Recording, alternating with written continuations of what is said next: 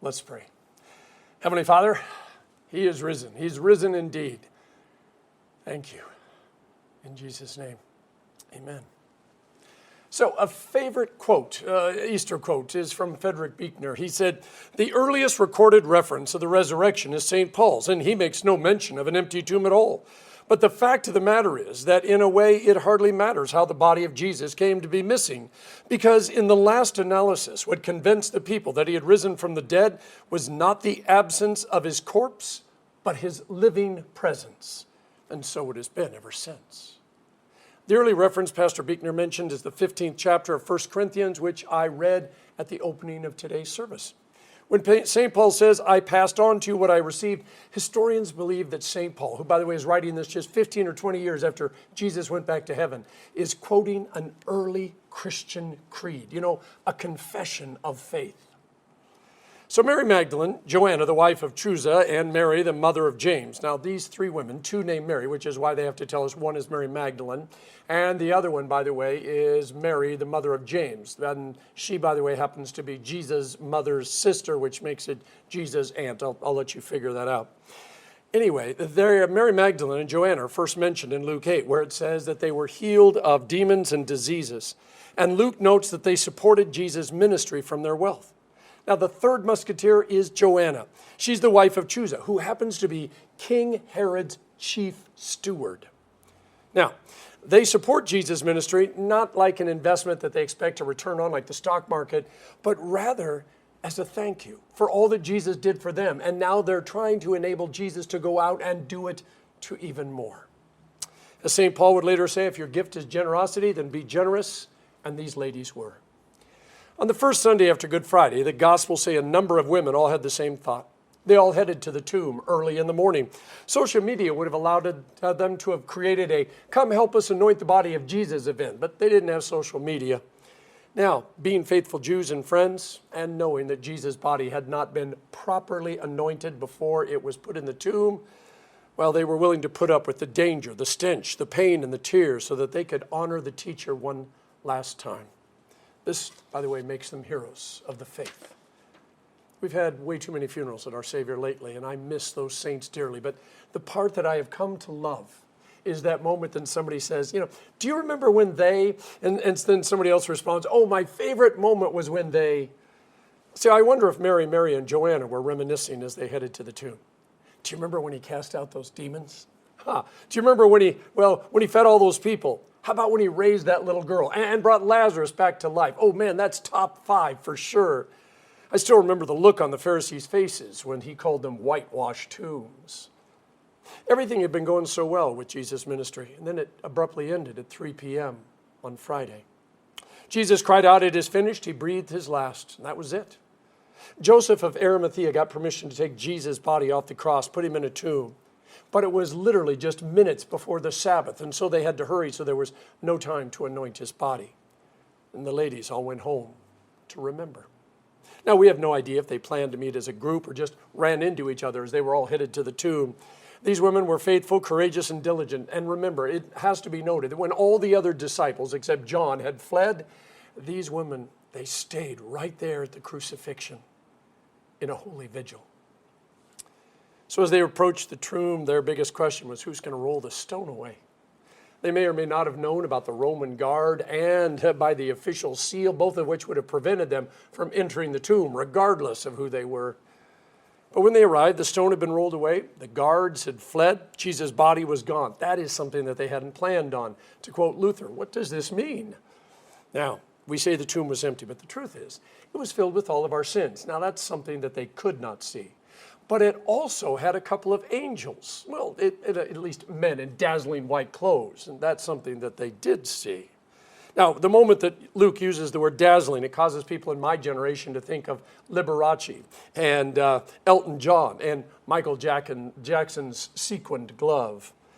The Greek word means incomparable, flashing, bright light as in a star. Luke wants us to know that they aren't soldiers, politicians, religious fanatics, or squatters. They are angels. Now, the women's reaction to these glittery people, instead of looking them straight in the eye, they look straight down. They bow their faces to the ground. Now, contrary to TV shows and movies, where angels always do a ta-da thing when they show up, most of the time what they did was pretty ordinary. Now, they may be glittery. They may have to tell people not to be afraid because there's something about them that's a little bit mysterious. But their primary job is to be God's messengers. There's no song and dance, no death by PowerPoint, no object lesson. They just say what needs to be said, and then they head back to heaven. In this case, it was pretty simple. Do you remember how Jesus spoke to you when he was still in Galilee, saying the Son of Man must be betrayed into the hands of sinful men, be crucified, and rise on the third day? And then the angels wait for the women to make the connection. Now, if you've ever suffered a trauma, you know things get fuzzy. Time dilates, facts blur. What these women saw on Friday was definitely traumatic. And having a few days to think about it certainly didn't clean everything up. I mean, Joanna, her husband worked for King Herod, somebody who could have saved Jesus, and he didn't. He sent him right back to Pilate. And you got to think that Joanna had some questions for her husband. The Marys, well, they were asking, where the disciples were. The ones that promised that they would go and die with him. And why didn't Jesus fight back? The gospel writers didn't publish revisionist history. Matthew and Mark didn't say, I knew all along he was coming back. I just played along with all the rest of them because, those poor guys, they didn't have a clue. No, the closest we get is when St. John says that he and Peter raced to the tomb. He got there first, but he waited for Peter to arrive, and Peter got to go in first. And John then says, the other disciple, speaking about himself in the third person, he went in. And it says he entered the tomb. He saw and believed.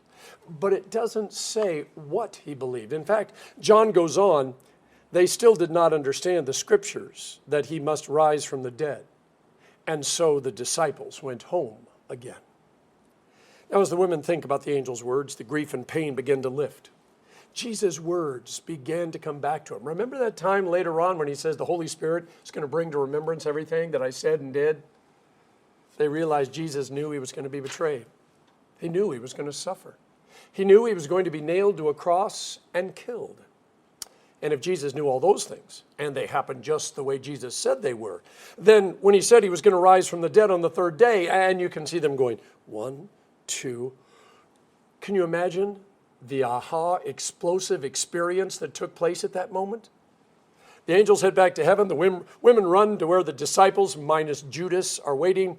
They tell them everything they saw, or rather what they didn't see, and then also what they heard. So the women explain everything. The disciples say it's nonsense. That's the G-rated version of what the really Greek word is trying to say. Typical male attitude. 9 of the disciples go back to their pity parties. But Peter, and we have to assume John, because we get this from the other gospel, they run to the tomb, look in, see the grave clothes, but not Jesus' body. They head home because nothing in the tomb doesn't mean something yet. Luke simply says that Peter was amazed. Peter wouldn't run to the tomb if he thought the women were talking nonsense. Most likely he thought they might be telling the truth, and we don't know whether he was excited about that possibility or afraid, because Jesus is alive. He's going to have to explain himself, all of his actions. That's going to be painful. But if he's alive, it means he really is the Son of God. And again, from Luther, what does this mean? And here's where we make a personal connection. What'd you come here for today? Are you hoping for hope? Are you a little afraid? Or are you somewhere in between? If you're thinking I'm going to prove to you that Jesus rose from the dead, I can't. Do I believe he did? Yes, with all of my heart, mind, soul, and strength. But I can't prove it. Like Peter, I've heard the stories of people that ran to the tomb.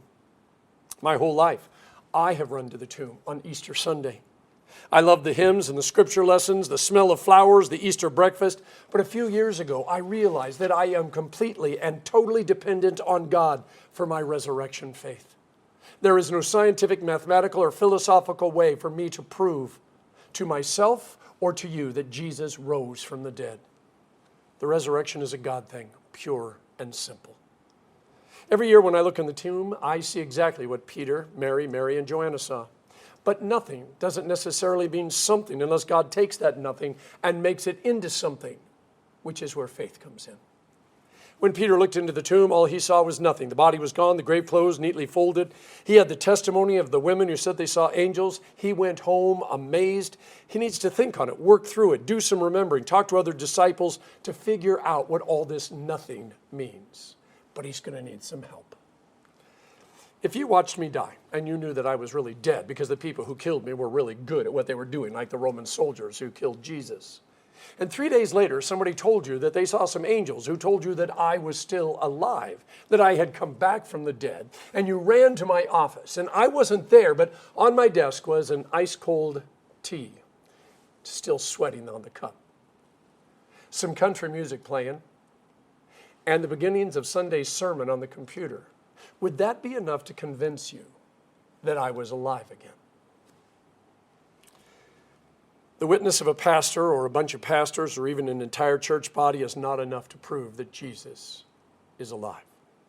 And I'm not sure we want to trust people who run around making their living off of I died and Jesus took me to heaven and gave me a quick tour and then sent me back so I could write a book and have a movie produced all about me and my amazing experience. See, St. Paul says if all we have is hope in Jesus for this life, this world, right now, we're to be pitied more than anybody who ever lived.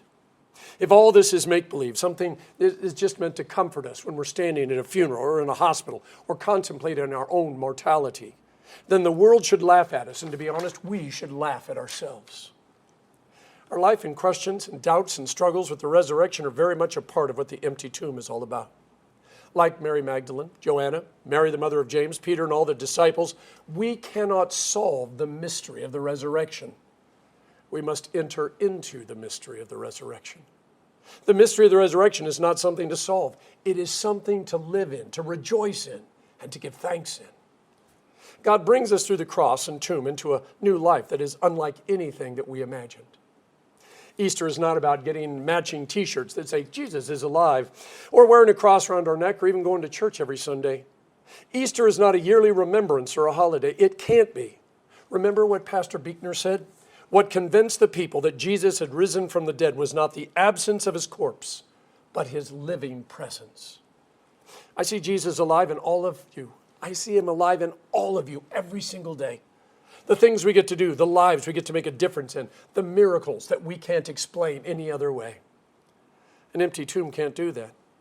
But a Jesus, very much alive and living in his people through the water of baptism and the bread and wine of Holy Communion, oh, that he could definitely do. How we feel about Jesus or how close we feel to God is meaningless next to how God feels about us and, well, how God remains faithful to us even when we aren't faithful to him. Sunday morning, whether it's Easter or not, can feel disappointing if Easter and Sunday are just about us and how we feel. If we expect a trumpet and parade and for God to make a big deal just because we showed up in church, we should be disappointed. Like King Herod, if we're willing to settle for a donut, some coffee, and some party tricks, we should be pitied because that is not the resurrection. That is not Easter. We place our hope in the redeeming work of the God of Easter as though our lives depend on it, because it does. We are Easter people. An empty tomb isn't enough. We need Jesus here and now in our lives. We need him living and working through our hands, feet, voice, and mind, forgiving, loving, doing all those things that Jesus is so great at. And Jesus knew your struggle to live and to love and to be loved was so deep that words alone, the stories told around an altar, would not be enough. He knew the only thing that would be enough is if he gave you himself. And that's what he did. He gave himself to you so that right here, right now, you have everything you need to live a life of grace and mercy and forgiveness and peace. When you were baptized, you were buried with Jesus. When you eat the bread and the drink the wine, your soul is bound together with him. In the Garden of Gethsemane, just before his betrayal and crucifixion, this was his prayer for you. I have given them the glory that you gave me, Father. May they be one as we are one. I am in them, and you are in me. May they be made completely one, so that the world may know that you've sent me and have loved them, and that you love me. You and I are no different than the Marys and Joanna and Peter. We run to the tomb, and Jesus' body isn't there. But that is not enough for us. There is a reason that we, the church, are called the body of Christ. You see, in John 20, when Jesus walks through the door, or maybe it was a wall, and surprises the disciples right after, Easter, he holds out his hands, his nail-scarred hands, and he says, peace be with you. And then he says, as the Father sent me, I'm sending you. Easter is the epitome of the Christian identity. We are people who every single day stand completely exposed to death and pain and all of the rest of the world's evil deeds. And faith allows us to declare that they cannot hurt us. When somebody asks why we would say that, what would possibly allow us to stand our ground even as the world is coming apart? It would never be enough for us just to say, well, the tomb was empty. An empty tomb, well, they would just stare at us and think we were crazy. But a living Jesus, one who is breathing and working in and through us to do things like forgive one another, love one another, encourage one another, be there for one another.